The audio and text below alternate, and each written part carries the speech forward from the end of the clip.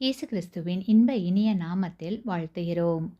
இன்றைய வேத வசனம்: அன்பில்லாதவன் தேவனை அறியான், தேவன் அன்பாகவே இருக்கிறார். 1 யோவான் 4 அதிகாரம் 8 வசனம். Today's Bible verse: He who does not love does not know God, for God is love. 1 John chapter 4 verse 8. ஒரு பொருளை வாங்கும்போது அந்த பொருளின் மீது குறிப்பிட்ட நிறுவனத்தின் பெயர் இருக்கிறதா என்று பார்க்கிறோம். அப்படி இருந்தால் அந்த பொருள் நீடித்து உழைக்கும் என்று நம்புகிறோம். அதேபோல் இயேசு கிறிஸ்துவின் சீடனுக்கு அன்பான நடத்தையும், பிறருடன் ஒற்றுமையாயிருப்பதும், பொறுமையுடன் காரியங்களை செய்தல் போன்ற பல நல்ல குணங்கள் அவர்களுக்கு அடையாளமாக இருக்க வேண்டியது மிகவும் அவசியம்.